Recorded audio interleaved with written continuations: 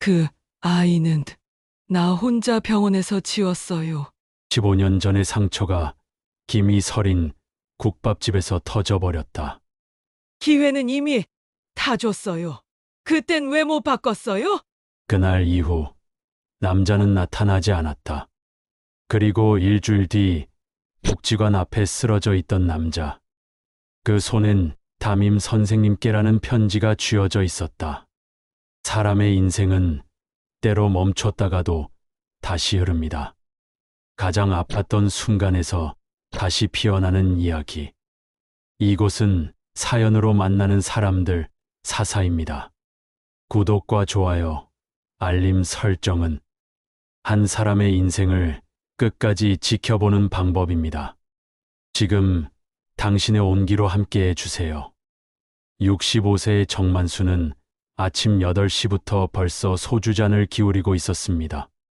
퇴직한 지 벌써 3년이 지났지만 여전히 새벽같이 일어나는 습관만은 몸에 배어 있었죠. 30년 동안 건설 현장에서 몸을 사리지 않고 일해온 정만수의 손엔 굳은 살이 층층이 박여 있었고 어깨와 허리는 온종일 쑤셔댔습니다. 젊은 시절엔 그래도 일이라는 게 있어서 하루하루가 금방 지나갔는데 지금은 시간이 너무 더디게 흘러갔습니다. 또 이러고 있네. 정만수는 혀를 차며 소주병을 내려다봤습니다. 어제도 그제도 마찬가지였죠. 하루 종일 집에서 텔레비전만 보다가 술로 하루를 마감하는 게 일상이 되어버렸습니다. 아침에 일어나면 할 일이 없으니 답답해서 술을 마시고 술을 마시니 더 우울해져서 또 마시는 악순환이 반복되고 있었죠. 가끔 거울을 보면 얼굴이 붓고 눈이 충혈된 자신의 모습에 깜짝 놀라곤 했습니다. 아내 순덕이와는 15년 전에 이혼했습니다. 그때도 술 때문이었죠. 순덕이는 마지막에 이렇게 말했습니다. 당신은 술이 아내고 자식이지 우리가 뭐예요? 그 말이 아직도 귓가에 맴돌았습니다. 두 아들은 각자 가정을 꾸리고 살면서 연락도 뜸했습니다. 명절 때나 한 번씩 안부 전화가 올 뿐이었죠. 큰아들은 서울에서 회사를 다니고 작은아들은 부산에서 작은 가게를 운영하고 있었습니다. 이러다 정말 혼자 죽겠다. 정만수는 중얼거리며 소주잔을 다시 채웠습니다. 요즘 들어 이런 생각이 자주 들었습니다. 나이는 먹어가는데 앞으로 뭘 하고 살아야 할지 막막했죠. 건설 현장에서 일할 때는 힘들어도 보람이 있었습니다. 건물이 하나씩 완성되어 가는 모습을 보면 뿌듯했거든요. 하지만 지금은 아무것도 하지 않으니 자신이 쓸모없는 사람 같다는 생각만 계속 들었습니다. 그런데 오늘은 좀 달랐습니다. 우편함에서 구청 복지관 전단지를 발견한 거였죠. 평소라면 대충 훑어보고 버렸을 텐데 오늘은 왠지 모르게 자세히 들여다보게 되었습니다. 중장년 평생교육 강좌 안내라는 제목이 눈에 들어왔습니다. 정만수는 전단지를 펼쳐보며 여러 강좌 목록을 훑어봤습니다. 서예교실, 노래교실, 요가교실, 컴퓨터교실. 그런데 그 중에서도 유독 문기를 끄는 게 하나 있었습니다. 중졸학력 검정고시 준비반 수강생 모집. 정만수는 전단지를 들고 소파에 주저앉았습니다. 자신은 초등학교만 겨우 졸업하고 곧바로 일터로 나간 사람이었죠. 6.25 전쟁 직후 태어나 어려운 집안 형편 때문에 공부는 꿈도 꿀 수 없었습니다. 12살 때부터 남의 집 심부름을 하고 16살부터는 건설 현장에서 허드렛일을 시작했죠. 그때부터 지금까지 줄곧 몸으로 때우며 살아왔는데 이제 와서 공부라니 내가 뭘 안다고. 글자나 제대로 아나. 정만수는 씁쓸하게 웃었습니다. 사실 한글은 읽을 수 있었지만 쓰는 건 서툴렀습니다. 일하면서 필요한 간단한 것들만 겨우 써왔거든요. 하지만 마음 한구석에서는 묘한 설렘이 일어나고 있었습니다. 젊을 때 못다 한 공부를 지금이라도 해볼 수 있다는 생각에 가슴이 두근거렸죠. 물론 무서웠습니다. 나이 들어서 젊은 사람들 틈에 끼어 앉아 공부한다는 게 과연 가능할까 싶었거든요. 전단지를 다시 자세히 읽어봤습니다. 만 50세 이상 누구나 참여 가능, 학령 무관, 교재비 무료라고 적혀 있었습니다. 정만수는 몇 번이고 그 문구를 읽어봤습니다. 특히 학령 무관이라는 부분에서 마음이 조금 놓였죠. 그리고 마침내 결심을 굳혔습니다. 더 이상 이렇게 술만 마시며 하루하루를 허송세월할 수는 없다는 생각이 들었습니다. 손이 떨리는 걸 억지로 진정시키며 핸드폰을 꺼내들었습니다. 전단지에 적힌 번호를 천천히 눌렀죠. 진호음이 몇 번 울린 후 상냥한 여성의 목소리가 들려왔습니다. 안녕하세요. 천안시 구청 복지관입니다. 안녕하세요. 중졸 검정고시 준비반 관련해서 문의드리려고 하는데요. 정만수의 목소리는 떨리고 있었습니다. 오랜만에 누군가와 제대로 된 대화를 나누는 것 같았죠. 상대방은 친절하게 수업 일정과 준비물에 대해 설명해 줬습니다. 매주 화요일과 목요일 오후 2시부터 4시까지 총 6개월 과정이고 교재비는 무료라고 했습니다. 현재 수강생이 15명 정도 된다고 하더군요. 나이가 65세인데 괜찮을까요? 물론이죠. 저희 수강생 중에는 70세가 넘으신 분도 계세요. 걱정하지 마시고 오세요. 그 말을 듣고 정만수는 조금 안심이 되었습니다. 자신만 나이가 많은 게 아니구나 싶었죠. 그럼 신청하겠습니다. 좋습니다. 성함과 연락처만 알려주시면 되고요. 다음 주 화요일부터 시작하시면 됩니다. 전화를 끊고 나서 정만수는 한동안 그 자리에 앉아 있었습니다.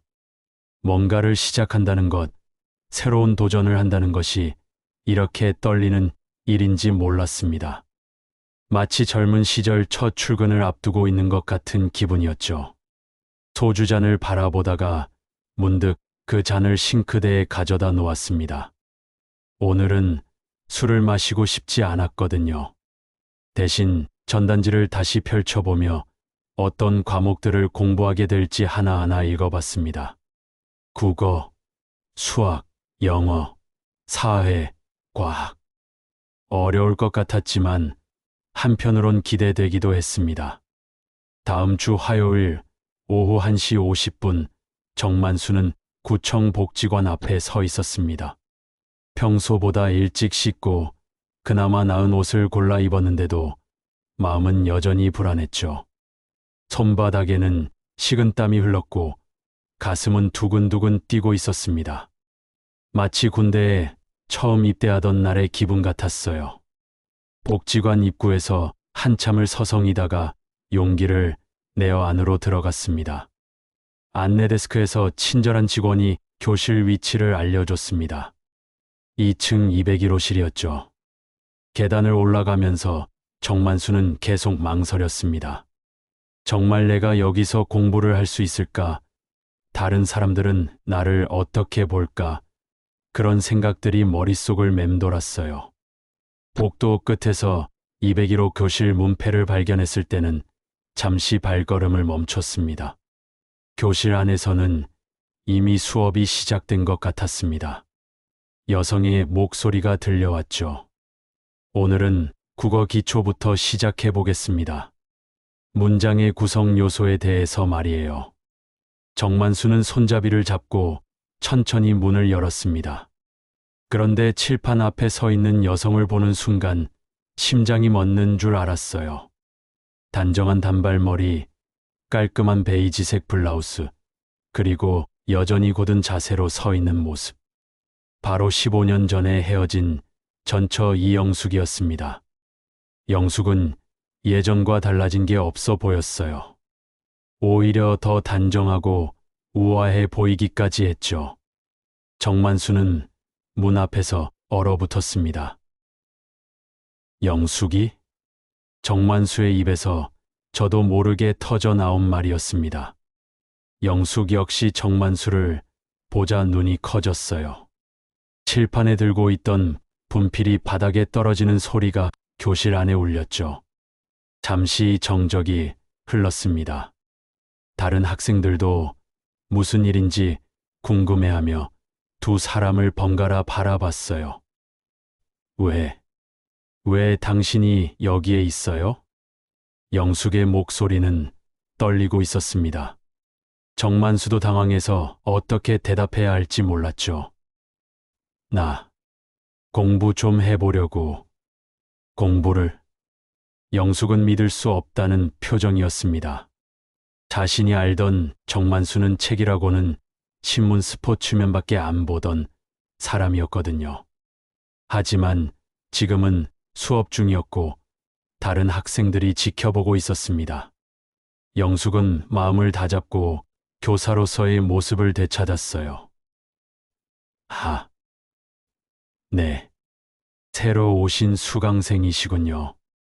빈자리에 앉으세요.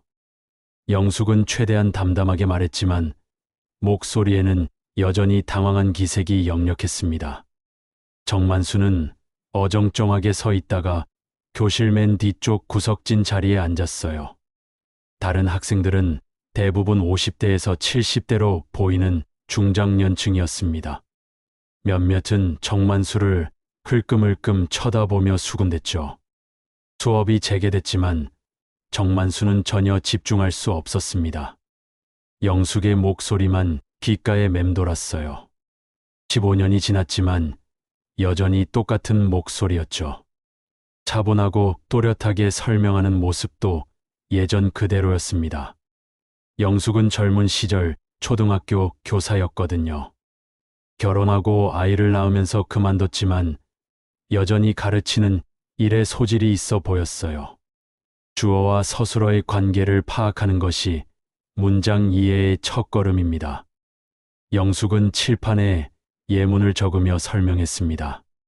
하지만 정만수에게는 한 글자도 머리에 들어오지 않았어요. 대신 영숙과 함께했던 과거의 기억들이 하나둘씩 떠올랐습니다. 처음 만났을 때, 결혼식을 올리던 날, 아이들이 태어났을 때, 그리고 마지막으로 이혼 서류에 도장을 찍던 날까지. 영숙도 마찬가지였습니다. 수업을 진행하면서도 자꾸만 정만수 쪽으로 시선이 향했어요. 예전보다 많이 늙어 보였지만 여전히 익숙한 얼굴이었죠. 머리는 반백이 되었고 얼굴에는 주름살이 생겼지만 그래도 정만수가 기억하는 모습 그대로였습니다. 2시간의 수업이 끝나자 다른 학생들은 하나둘씩 교실을 나갔습니다. 정만수도 일어나려다가 망설였어요. 영숙 역시 칠판을 지우며 슬금슬금 정만수를 의식하고 있었죠. 결국 교실에는 둘만 남게 되었습니다. 무겁고 복잡한 침묵이 흘렀습니다. 정만수는 가방끈을 만지작거리며 뭐라고 말해야 할지 몰랐어요. 영숙도 마찬가지였죠. 먼저 입을 연 건 영숙이었습니다. 정말 공부하러 온 거예요? 그래. 집에서 맨날 술만 마시고 있으니까 뭔가 해야겠다 싶어서. 정만수는 솔직하게 대답했습니다. 영숙은 그 말을 듣고 복잡한 표정을 지었어요. 예전에 그렇게 술 끊으라고 소리쳤는데 이제 와서야 뭔가를 시작하려고 한다니. 언제부터 여기서 가르치고 있어? 작년부터요. 아이들 다 키우고 나니까 뭔가 해야겠더라고요. 영숙의 목소리에는 어떤 감정이 섞여 있었습니다. 원망도 그리움도 아쉬움도 아닌 뭔가 복잡한 마음이었죠. 그래, 잘 됐네. 정만수는 어색하게 말했습니다. 사실 영숙이 어떻게 지내왔는지, 혼자서 힘들지는 않았는지 궁금했지만 차마 물어볼 수는 없었어요. 다음 시간에도 올 거예요? 영숙이 조심스럽게 물었습니다. 글쎄, 모르겠어. 너무 어려울 것 같은데. 어렵긴 해요. 하지만 못할 건 없어요. 다른 수강생들도 처음엔 다 그랬거든요. 영숙은 교사로서의 격려를 건넸지만 정만수에게는 전처로서의 따뜻함이 느껴졌습니다. 두 사람은 다시 침묵에 빠졌어요. 15년이라는 시간이 한순간에 사라진 듯 했지만 동시에 그 시간의 무게가 더욱 무겁게 느껴졌죠. 그럼 다음 주에 봐요. 정만수는 일어나며 어색하게 인사했습니다. 영숙은 고개만 끄덕였어요. 정만수가 교실 문을 나서는 순간 영숙은 깊은 한숨을 내쉬었습니다.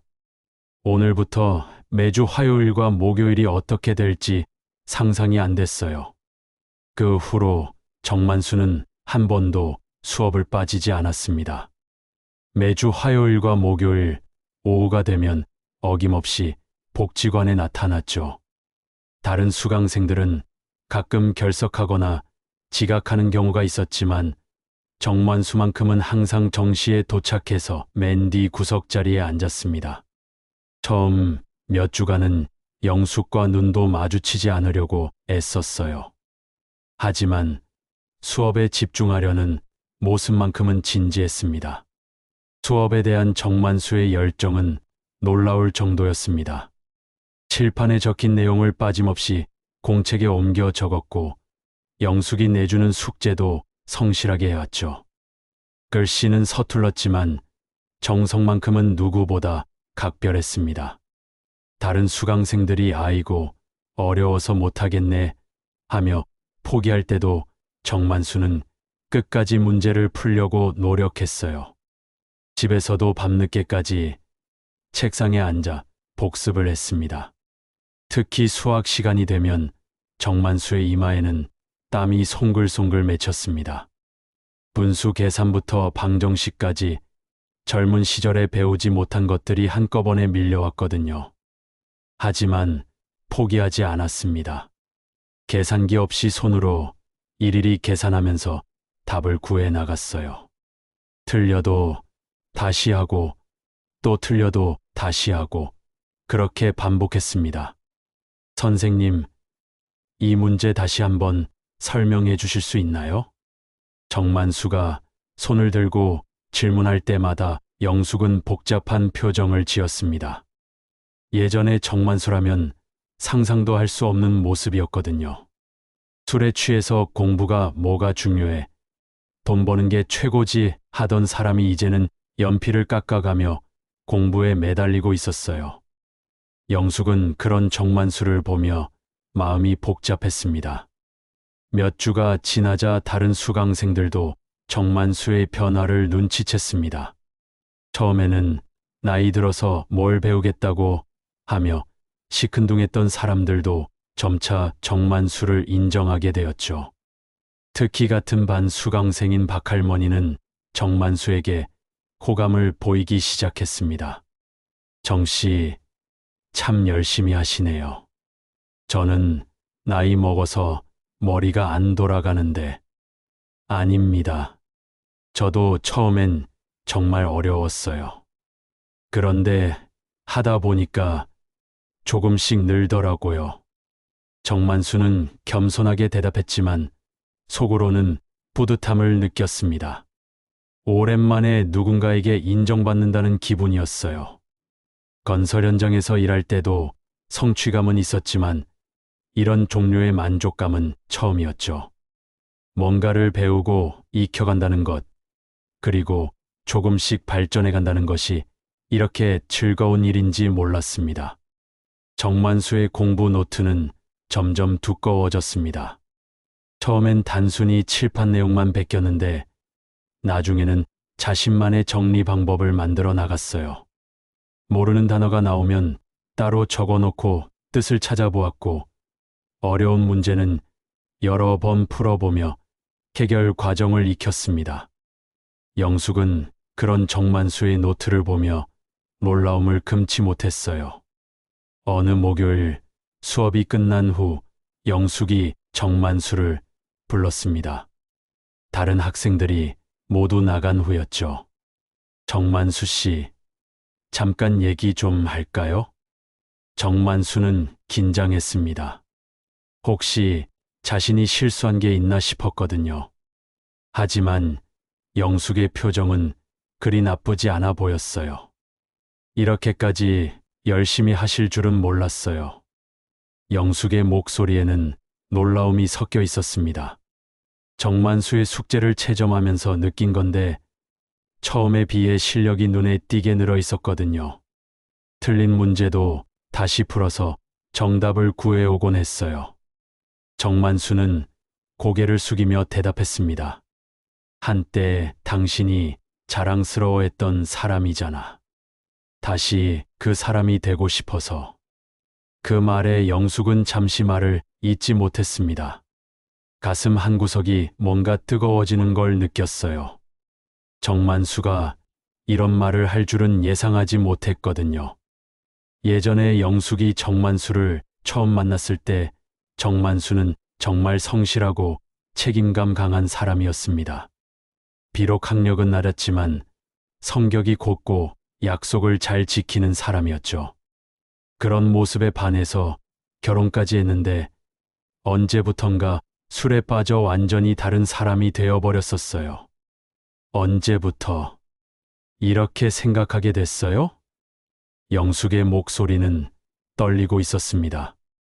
퇴직하고 나서 매일 술만 마시면서 생각해 봤어. 내가 왜 이렇게 됐나 하고. 그러다가 문득 당신 말이 떠올랐어. 사람은 끝까지 배우고 성장해야 한다고 했잖아. 영숙은 그 말을 기억하고 있었습니다. 결혼 초기에 정만수에게 했던 말이었죠. 그때는 정만수가 귓등으로도 안 들었는데 이제 와서야 그 말을 기억하고 있다니. 영숙은 복잡한 감정에 휩싸였어요. 참, 늦었네요. 늦었지. 하지만 안 하는 것보단 낫잖아. 적어도 지금이라도 시작하는 거니까. 정만수의 말에 영숙은 씁쓸한 미소를 지었습니다. 만약 15년 전에 이런 모습이었다면 어떻게 됐을까 하는 생각이 들었어요. 하지만 이미 지나간 일이었죠. 그날 수업이 끝나고 정만수는 용기를 내어 영숙에게 제안했습니다. 혹시 시간 있으면 밥 한 그릇 할까? 복지관 옆에 국밥집이 있던데. 영숙은 잠시 망설였습니다. 하지만 거절하기도 어색했죠. 그리고 솔직히 말하면 정만수와 좀 더 얘기해보고 싶었어요. 그래요. 잠깐만. 복지관 바로 옆에 있는 작은 국밥집은 서민들이 주로 찾는 소박한 곳이었습니다. 낡은 테이블과 의자, 벽에 붙은 손글씨, 메뉴판이 정겨웠어요. 정만수와 영숙은 구석진 테이블에 마주 앉았습니다. 메뉴판을 보며 둘 다 머뭇거렸죠. 뭐 드실래요?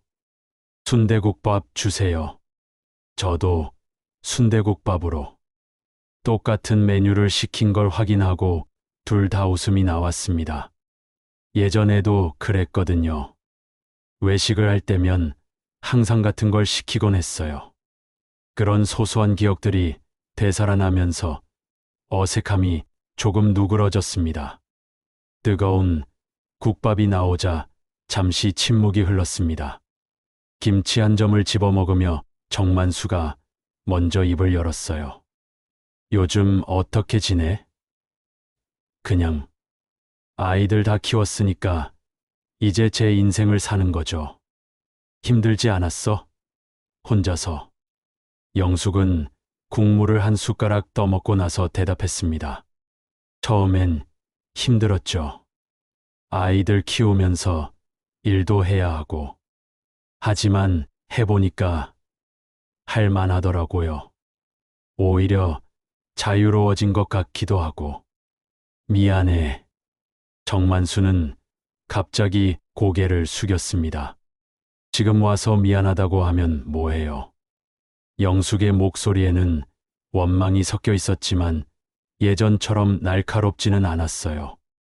그래도 해야 할 말은 해야지. 당신한테 너무 못했어. 알고 있어요. 국밥 한 그릇을 사이에 두고 15년 전의 기억들이 되살아났습니다. 함께 웃고 울었던 시간들, 그리고 술 때문에 벌어진 크고 작은 다툼들. 국밥집의 뜨거운 김이 두 사람의 얼굴을 흐릿하게 만들었지만 서로를 바라보는 눈빛만큼은 선명했습니다. 과거와 현재가 이 작은 국밥집에서 만나고 있었어요. 국밥을 먹으며 나누던 대화는 점점 무거워졌습니다. 처음엔 안부를 묻는 정도였는데 어느새 과거의 상처들이 하나둘씩 수면 위로 떠오르기 시작했어요. 정만수는 숟가락을 놓고 영숙을 바라봤습니다. 15년이라는 시간이 흘렀지만 여전히 아름다운 사람이었어요. 하지만 눈가의 주름과 입가의 쓸쓸함에서 그동안의 고생이 느껴졌죠. 영수가 정말 미안해. 그때 내가 너무. 정만수가 말을 꺼내려던 순간 영숙이 젓가락을 탁 놓았습니다. 미안하다는 말로 다 되는 줄 알아요? 영숙의 목소리가 떨리기 시작했어요. 억눌러 왔던 감정들이 터져 나오려고 하고 있었죠. 당신, 그날 기억나요? 내가 임신했다고 말했을 때 뭐라고 했는지. 정만수는 고개를 떨궜습니다. 그날의 기억은 너무나 선명했거든요. 둘째 아이가 생겼을 때였어요. 당시 정만수는 건설 경기 불황으로 일거리가 줄어 경제적으로 어려운 상황이었습니다. 형편이 안 좋았어.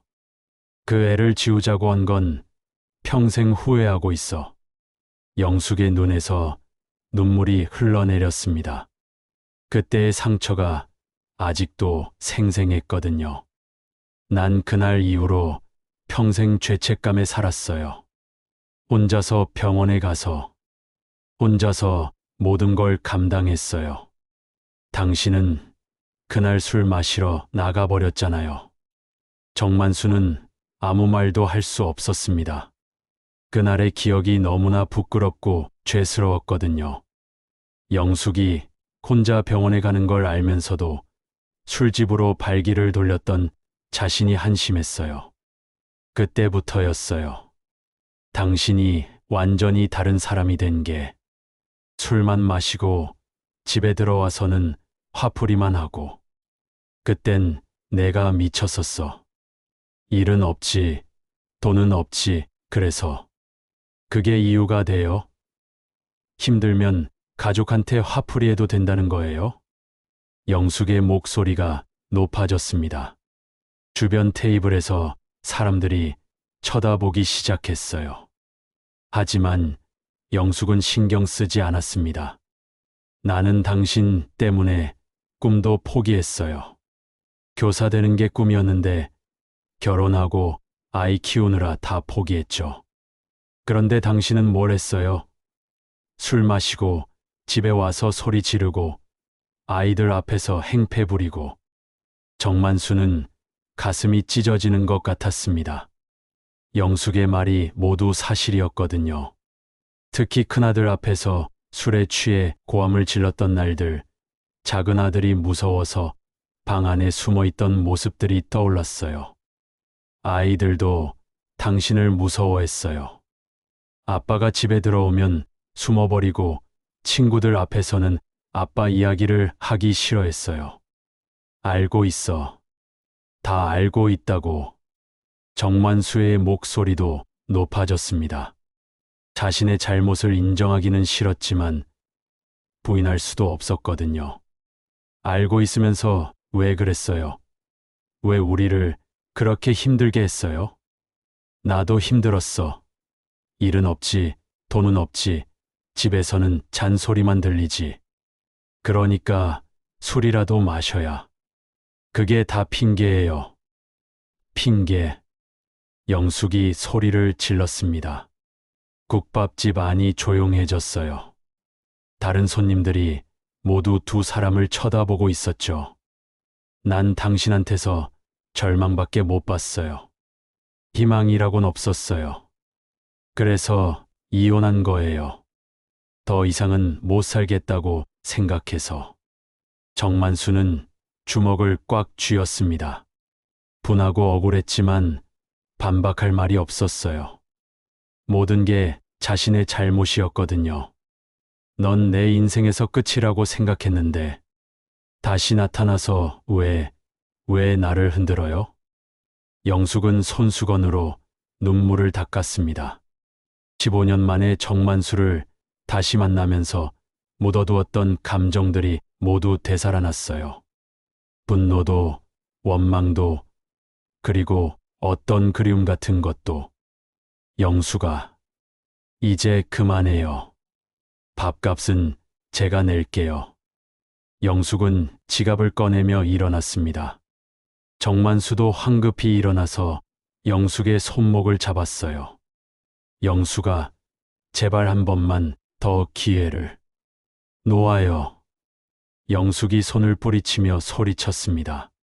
국밥집 사장이 놀라서 나와 볼 정도였어요. 기회는 이미 다 줬어요. 수없이 많이 줬다고요. 그런데 당신은 뭘 했어요? 매번 똑같은 실수만 반복했잖아요. 영숙은 돈을 테이블에 놓고 국밥집을 나가버렸습니다. 정만수는 그 자리에 서서 영숙의 뒷모습을 바라볼 수밖에 없었어요. 가슴이 터질 것 같았지만 뒤쫓아가기도 어색했죠. 그날 이후 며칠 동안 두 사람은 말조차 섞지 않았습니다. 화요일 수업 시간에 정만수가 교실에 들어왔을 때 영숙은 인사도 받지 않았어요. 평소처럼 친근하게 안녕하세요 하던 것과는 완전히 다른 모습이었죠. 수업도 건조하고 차갑게 진행됐습니다. 오늘은 수학 시간입니다. 교재 47쪽을 펴주세요. 영숙의 목소리에는 감정이 전혀 없었어요. 기계적으로 수업을 진행할 뿐이었죠. 정만수가 손을 들고 질문을 해도 최소한의 대답만 했습니다. 이 문제 좀 다시 설명해 주실 수 있을까요? 교재에 나와 있는 대로 하시면 됩니다. 평소 같으면 자세히 설명해 주던 영숙이었는데 이제는 냉랭하기만 했어요. 다른 수강생들도 두 사람의 묘한 분위기를 감지하기 시작했습니다. 선생님하고 정 씨 사이에 뭔 일 있나? 박 할머니가 다른 수강생에게 속삭였어요. 분위기가 예전과 너무 달랐거든요. 목요일 수업도 마찬가지였습니다. 영숙은 정만수와 눈을 마주치려 하지 않았고 정만수도 이축되어 있었어요. 평소보다 일찍 수업을 마치고 나가버렸죠. 정만수는 집에 돌아와서도 마음이 편하지 않았습니다. 공부에 집중하려고 했지만 자꾸만 영숙의 눈물 흘리던 모습이 떠올랐어요. 자신이 저지른 일들이 얼마나 큰 상처를 줬는지 새삼 깨달았죠. 그리고 그 상처가 15년이 지난 지금도 아물지 않았다는 사실의 절망감을 느꼈습니다. 화요일 오후 2시가 되었는데도 정만수는 교실에 나타나지 않았습니다. 영숙은 시계를 힐끔거리며 수업을 시작했지만 마음 한구석이 불안했어요. 정만수는 그동안 한 번도 결석한 적이 없었거든요. 아무리 둘 사이가 어색해져도 수업만큼은 빠지지 않았는데 오늘은 왜 오지 않은 걸까요? 선생님, 정 씨 오늘 안 와요? 박 할머니가 물었습니다. 다른 수강생들도 궁금해하는 눈치였어요. 글쎄요. 아마 급한 일이 있나 봅니다. 영숙은 담담하게 대답했지만 속으로는 계속 신경이 쓰였습니다. 수업을 진행하면서도 자꾸만 교실 문 쪽을 쳐다봤어요. 혹시 늦게라도 나타나지 않을까 하는 마음에서였죠. 목요일이 되어도 정만수는 나타나지 않았습니다. 이제 영숙도 걱정이 되기 시작했어요. 아무리 자신과 사이가 틀어졌다고 해도 이렇게 연락도 없이 결석하는 건 정만수답지 않았거든요. 수업이 끝난 후 영숙은 복지관 사무실로 갔습니다. 정만수 씨, 연락처 좀 알 수 있을까요? 아, 그분 말씀이세요. 연락처는 개인정보라서 드릴 수가 없고요. 대신 저희가 연락해 볼게요. 사무실 직원이 정만수에게 전화를 걸어봤지만 받지 않았습니다. 며칠 더 지나도 마찬가지였어요. 영숙은 점점 더 불안해졌습니다. 밤에 잠자리에 들어서도 정만수 생각이 났어요. 혹시 무슨 일이 생긴 건 아닐까, 아프기라도 한 건 아닐까 하는 걱정이 머릿속을 맴돌았죠. 일주일이 지난 어느 날 아침, 복지관에서 영숙에게 전화가 왔습니다. 선생님, 큰일 났어요. 정만수 씨가 복지관 앞에 쓰러져 있대요. 지금 119가 와서 병원으로 데려가고 있어요. 영숙은 가슴이 철렁 내려앉았습니다. 손이 떨려서 전화기를 제대로 잡을 수도 없었어요. 어느 병원으로 갔어요? 천안의료원이요. 선생님도 오실 거예요? 네, 지금 가요. 영숙은 서둘러 집을 나섰습니다. 택시를 타고 병원으로 향하면서 마음이 복잡했어요. 분명 화가 나 있었는데 정만수가 쓰러졌다는 소식을 들으니 걱정밖에 안 됐거든요. 15년 전에 헤어진 사이지만 여전히 마음 한구석에는 정만수에 대한 감정이 남아 있었나 봅니다. 병원에 도착했을 때 복지관 직원이 먼저 와 있었습니다. 어떻게 됐어요? 의사 선생님 말씀으로는 극도의 스트레스와 영양실조래요. 며칠 동안 제대로 못 드신 것 같다고 하더라고요. 영숙은 가슴이 아팠습니다. 자신 때문에 정만수가 이렇게 된 건 아닐까 하는 죄책감이 들었어요. 혹시 이거 받으셨어요? 복지관 직원이 접힌 편지 한 장을 내밀었습니다. 정만수 씨가 쓰러졌을 때 손에 꼭 쥐고 있던 거예요. 담임 선생님께라고 써 있더라고요. 영숙은 떨리는 손으로 편지를 받아들었습니다. 정만수의 서툰 글씨로 적힌 편지였어요. 글씨체는 어설펐지만 하나하나 정성스럽게 써내려간 흔적이 보였습니다. 담임 선생님께로 시작되는 편지를 읽어 내려가면서 영숙의 눈에서 눈물이 흘러내렸습니다. 선생님, 미안합니다. 그동안 제가 너무 이기적이었습니다.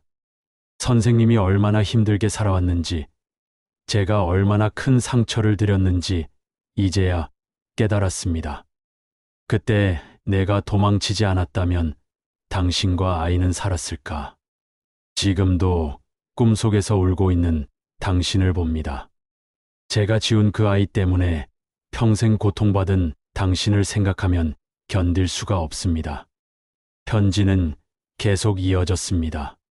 저는 이제야 공부의 소중함을 알았습니다. 선생님이 그때 말씀하셨던 것처럼 사람은 끝까지 배우고 성장해야 한다는 걸 깨달았어요.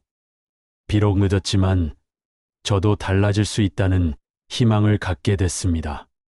하지만 선생님을 또다시 힘들게 해드릴 수는 없겠더라고요. 다시 한번 당신 곁에 서고 싶습니다. 하지만 그럴 자격이 제게 있을까요? 편지 마지막 부분은 더욱 절절했습니다. 만약 제게 다시 기회를 주신다면 이번에는 정말 다른 사람이 되겠습니다. 술도 끊고 공부도 열심히 하고 선생님을 소중히 여기겠습니다. 하지만 그럴 자격이 없다면 조용히 사라지겠습니다. 선생님이 평안하시길 바랄 뿐입니다. 사랑했습니다. 지금도 사랑합니다. 영숙은 편지를 가슴에 안고 흐느꼈습니다. 정만수의 진심이 느껴졌거든요. 서툰 글씨 하나하나에서 간절함과 후회, 그리고 사랑이 묻어났어요. 15년 동안 쌓였던 원망과 분노가 순간적으로 무너져 내렸습니다. 중환자실에 계세요. 면회는 가족만 가능한데, 간호사가 말했지만 영숙은 상관없었어요. 저 부인이에요. 거짓말이었지만 정만수를 보고 싶었습니다. 중환자실 문 앞에서 잠시 망설이다가 문을 열고 들어갔어요. 산소 마스크를 쓰고 누워있는 정만수의 모습은 초라했습니다. 며칠 동안 제대로 먹지 못해서인지 볼이 홀쭉해져 있었어요. 평소보다 훨씬 늙어 보였죠. 영숙은 정만수 옆 의자에 앉았습니다. 바보 같은 사람. 영숙은 정만수의 손을 잡았습니다. 거칠고 굳은 살이 박인 손이었지만 따뜻했어요. 정만수의 손을 잡고 있으니 옛날 생각이 났습니다. 처음 만났을 때, 프러포즈를 받았을 때, 결혼식을 올렸을 때의 기억들이 하나씩 떠올랐어요. 정말 바보예요. 왜 이렇게까지 하세요? 영숙은 정만수의 손등에 입을 맞췄습니다. 15년 만에 다시 느끼는 감정이었어요. 분노도 원망도 아닌 그냥 안타까움과 사랑이었죠. 정만수의 눈꺼풀이 살짝 떨렸습니다. 깨어나려는 건지 아니면 꿈을 꾸는 건지 알 수 없었어요. 영숙은 정만수의 손을 계속 잡고 있었습니다. 이제 무엇을 해야 할지, 어떤 선택을 해야 할지 생각해 봐야 했어요. 이틀 후 정만수가 깨어났습니다. 눈을 뜨자마자 천장을 멍하니 바라보다가 옆에 앉아 있는 영숙을 발견했어요. 꿈인지 현실인지 분간이 안 됐죠. 정만수는 눈을 비비고 다시 영숙을 바라봤습니다. 영숙이 진짜야? 목소리가 쉬어서 제대로 나오지 않았어요. 며칠 동안 아무것도 먹지 못해서 몸이 허약해져 있었거든요. 바보 같은 사람. 왜 이렇게까지 했어요? 영숙의 목소리에는 걱정과 안도감이 섞여 있었습니다. 정만수가 깨어나니 안심이 되면서도 동시에 화가 났어요. 정만수는 멋쩍게 웃었습니다. 사람이 나이 먹으면 별게 다 겁나더라. 죽는 것도 사는 것도. 무슨 소리예요? 겁이 나면 도망가는 게 아니라 맞서야죠. 영숙은 아무 말 없이 정만수에게 물컵을 건넸습니다. 정만수는 떨리는 손으로 물을 받아 마셨어요. 목이 너무 말라서 물이 꿀맛 같았죠. 편지. 읽었어? 읽었어요. 부끄럽지? 맞춤법도 틀리고. 그런 건 중요하지 않아요. 영숙은 정만수의 손을 잡았습니다. 정만수는 깜짝 놀랐어요. 15년 만에 영숙이 먼저 손을 잡은 거였거든요. 살아야 해요. 이왕 다시 만난 거, 나 그냥 외면할 순 없으니까. 정만수의 눈에서 눈물이 흘러내렸습니다. 영숙의 말이 용서를 의미하는 건지 아니면 그냥 동정심인지 확실하지 않았지만 적어도 자신을 완전히 포기하지는 않았다는 걸 느꼈어요. 영숙아, 정말 고마워. 고맙다는 말은 나중에 하세요. 지금은 몸부터 회복해야죠. 영숙은 정만수를 위해 죽을 끓여왔습니다. 병원 음식만으로는 영양이 부족할 것 같았거든요. 정만수는 영숙이 떠먹여주는 죽을 한 숟가락씩 받아 먹었어요. 마치 어린아이가 된 것 같은 기분이었죠. 맛있어? 응, 정말 맛있어.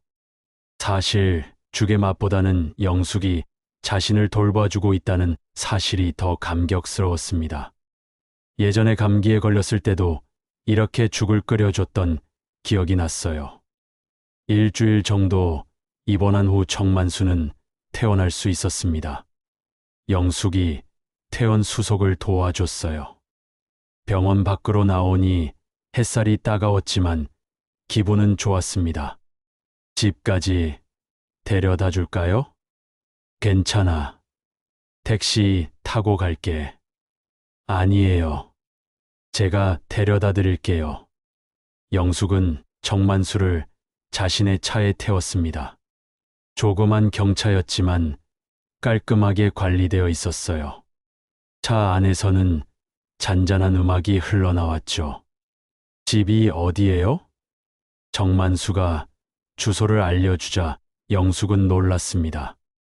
자신이 사는 곳에서 그리 멀지 않은 곳이었거든요. 이렇게 가까이 살고 있었네요. 응.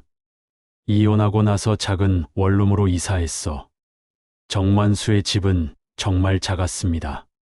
원룸에 간단한 가구들만 있었어요. 하지만 한쪽 구석에는 공부용 책상이 놓여 있었고 그 위에는 검정고시 교재들이 가지런히 정리되어 있었죠. 와, 정말 열심히 공부했구나. 영숙은 정만수의 공부 노트들을 보며 감탄했습니다. 서툰 글씨지만 정성스럽게 정리되어 있었거든요. 아직 많이 부족해. 특히 수학이 너무 어려워. 천천히 하면 돼요. 서두를 필요 없어요. 영숙은 정만수에게 차를 끓여줬습니다. 오랜만에 집에 손님이 온 것 같아 정만수는 어색하면서도 기뻤어요. 영수가 나한테 왜 이렇게 잘해줘? 글쎄요. 저도 잘 모르겠어요. 영숙은 솔직하게 대답했습니다. 분명 화가 나 있었는데 정만수가 쓰러진 걸 보니 걱정밖에 안 됐거든요. 그냥 당신이 정말 변하려고 노력하는 모습이 보여서 그런가 봐요. 변할 수 있을까? 나 같은 사람도 변할 수 있어요. 하지만 쉽지는 않을 거예요. 두 사람은 천천히 대화를 시작했습니다. 예전처럼 감정적으로 싸우는 게 아니라 차분하게 서로의 마음을 털어놓기 시작했어요. 그때 정말 미안했어. 너한테 너무 못했지. 저도 미안해요. 너무 매정했나 봐요. 아니야. 당연한 거야. 내가 그럴 만한 짓을 했으니까. 정만수는 과거의 잘못들을 하나씩 인정했습니다. 술에 취해서 소리를 질렀던 일, 영숙이 임신했을 때 무책임했던 일, 아이들 앞에서 행패를 부렸던 일들을 모두 기억하고 있었어요. 나도 너무 답답했어. 당신은 술만 마시고 나는 혼자서 모든 걸 감당해야 하고. 영숙도 그동안 참아왔던 마음을 털어놨습니다. 혼자서 아이들을 키우면서 얼마나 힘들었는지, 얼마나 외로웠는지를 솔직하게 말했어요. 특히 그 아이 일은 평생 잊을 수 없어요. 나도 마찬가지야. 꿈에서도 그 아이가 나타나. 두 사람은 잠시 침묵했습니다. 가장 아픈 상처를 건드린 거였거든요. 만약 그때 내가 다르게 행동했다면? 이미 지나간 일이에요. 그래도 생각해보게 되잖아. 정만수는 고개를 숙였습니다. 돌이킬 수 없는 일이지만 여전히 후회가 됐어요. 이제는 미래를 생각해봐요. 과거는 바꿀 수 없으니까. 영숙의 말에 정만수는 고개를 끄덕였습니다. 맞는 말이었어요. 과거에 매달려 있으면 앞으로 나아갈 수 없죠. 검정고시 언제 봐? 다음 달에. 떨어질 것 같긴 하지만 떨어져도 괜찮아요. 다시 보면 되니까. 영숙은 정만수를 격려했습니다.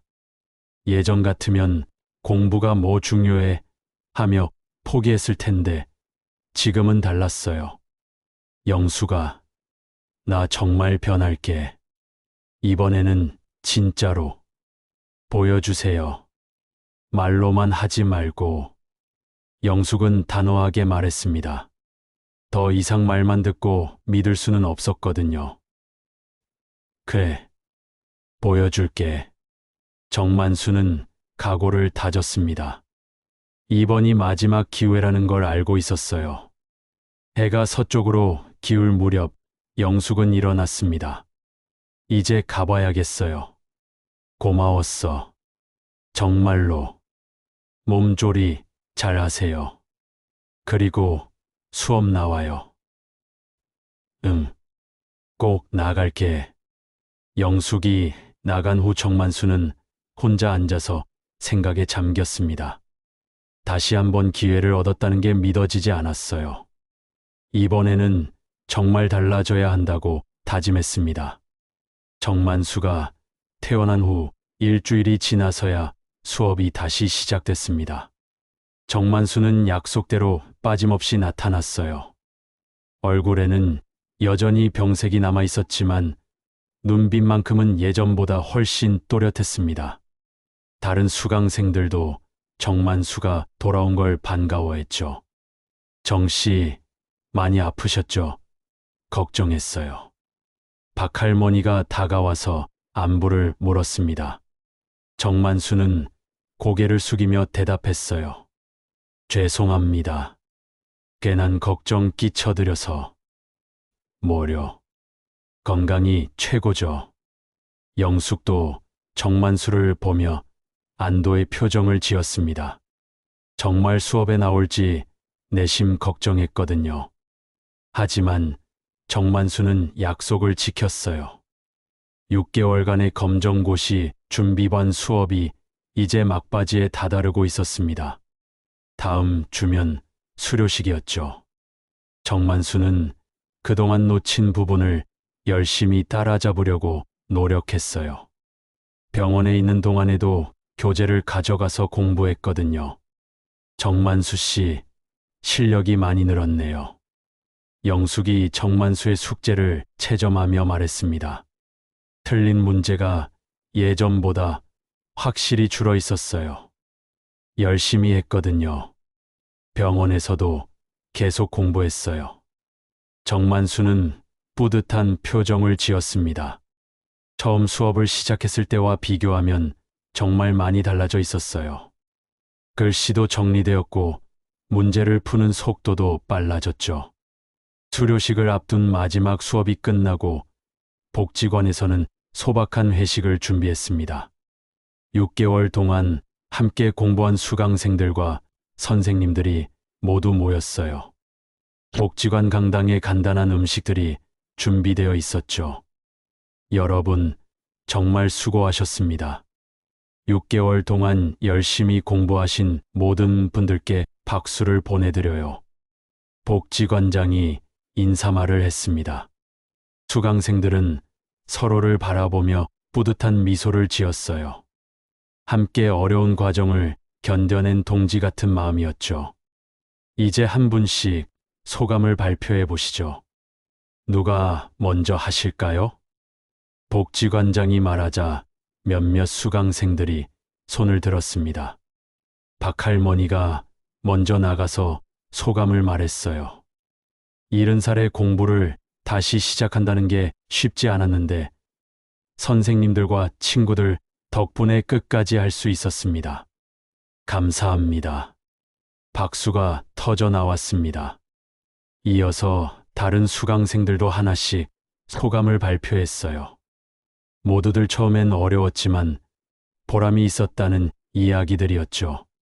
정만수는 가만히 앉아서 듣고 있었습니다. 자신도 소감을 말해야 할까 망설이고 있었어요. 사실 가장 하고 싶은 말이 많았지만 용기가 나지 않았거든요. 정만수 씨도 한 말씀 해주세요. 영숙이 정만수를 보며 말했습니다.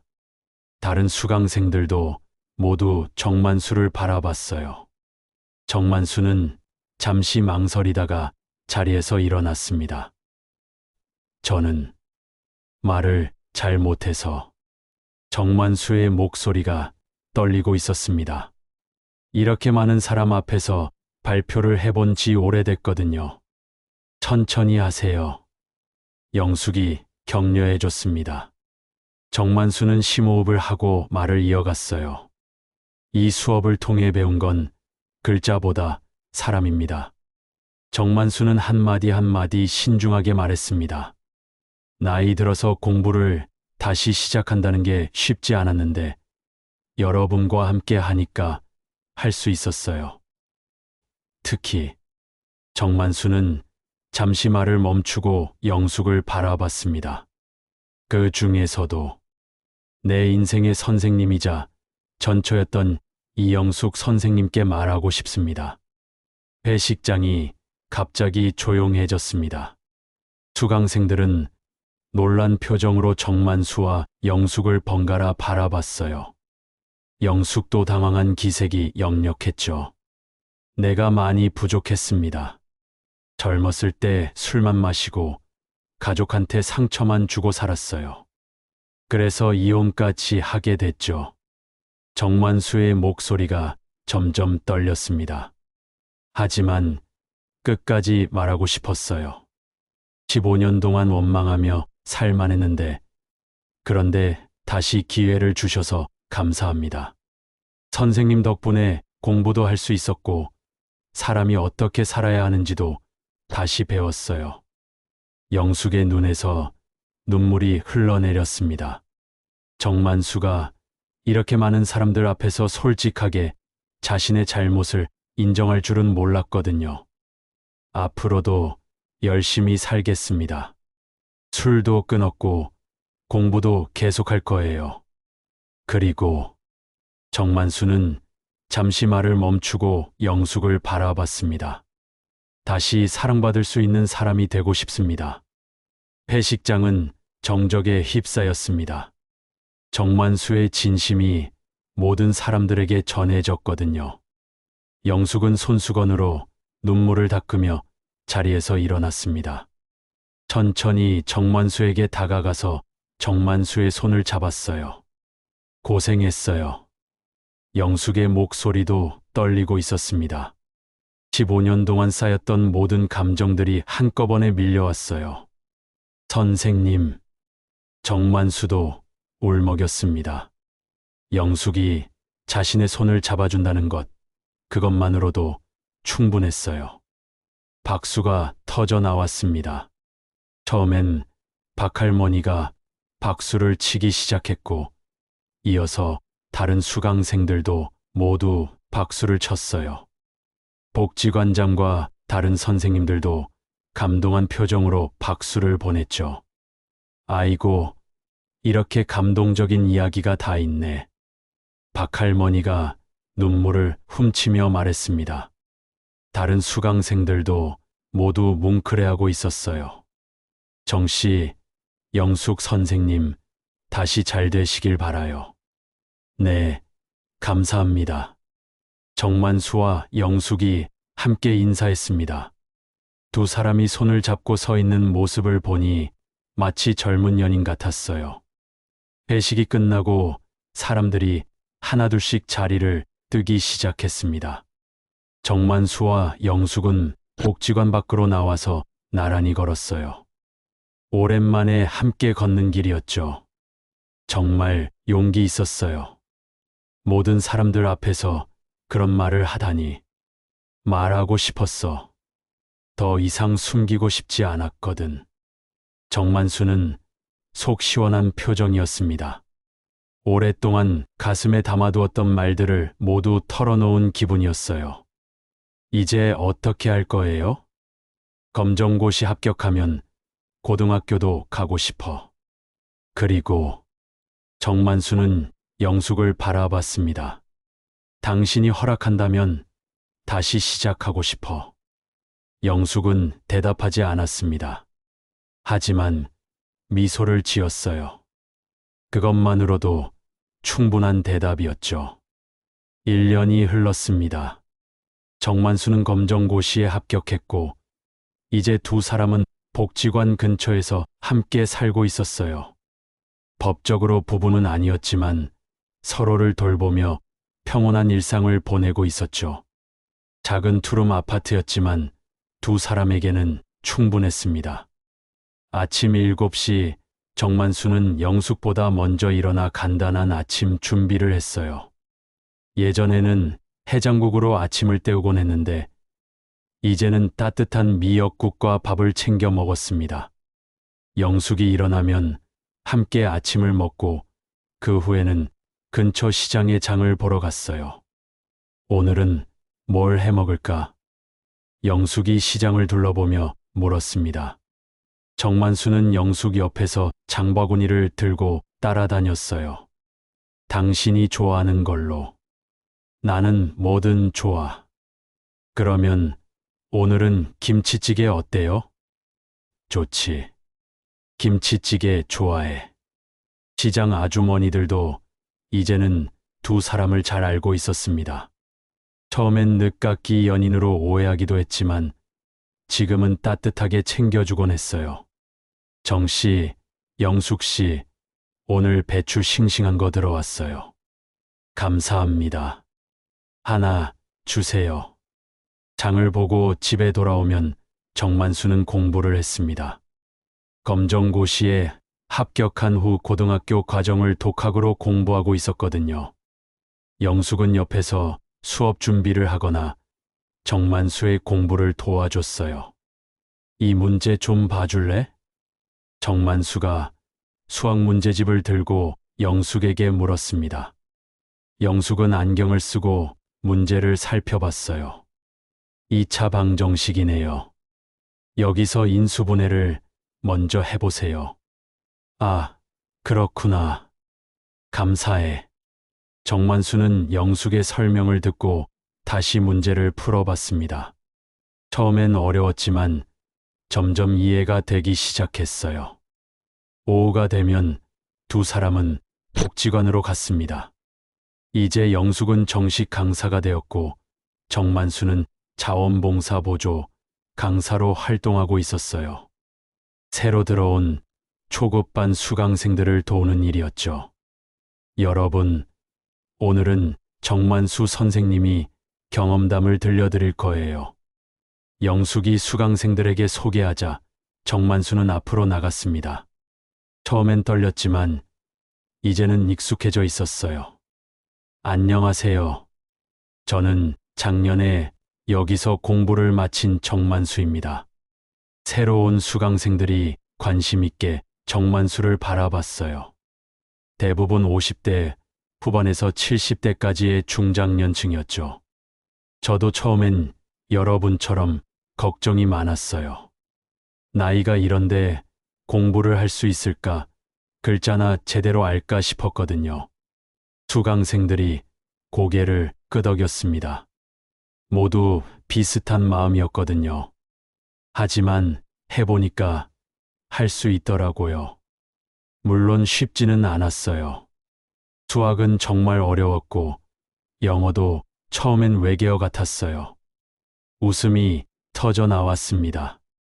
그런데 포기하지 않고 계속하니까 조금씩 늘더라고요. 가장 중요한 건 꾸준히 하는 거예요. 수업이 끝나고 집에 돌아오는 길, 정만수와 영숙은 천천히 걸었습니다. 예전과 달리 서두를 일이 없었거든요. 인생은 다시 배울 수 있네, 당신 덕분에. 정만수가 영숙의 손을 잡으며 말했습니다. 영숙은 미소를 지었어요. 가끔은 담임 선생님이 괜찮은 선택이었나 싶어요. 괜찮은 정도가 아니라 최고의 선택이었어. 두 사람은 웃으며 걸었습니다. 15년 전과는 완전히 다른 모습이었어요. 그때는 서로를 원망하며 헤어졌지만 이제는 서로를 이해하고 배려하며 살고 있었죠. 집에 도착해서 저녁을 준비하면서도 두 사람은 대화를 나눴습니다. 하루 있었던 일들, 수강생들 이야기, 앞으로의 계획들을 이야기했어요. 큰아들한테서 연락 왔어. 설날에 내려온다고 하더라. 정만수가 말했습니다. 최근 들어 아들들과의 관계도 많이 좋아졌어요. 정만수가 달라진 모습을 보고 아들들도 마음을 열기 시작했거든요. 좋네요. 오랜만에 가족들이 모이는 거군요. 너도 함께 있어줄 거지? 물론이죠. 영숙은 당연하다는 듯이 대답했습니다. 이제는 가족이나 다름없었거든요. 저녁을 먹고 나서 두 사람은 거실에서 차를 마시며 텔레비전을 봤습니다. 뉴스에서는 여전히 어려운 세상 이야기들이 나왔지만 두 사람에게는 평화로운 시간이었어요. 영수가 고마워.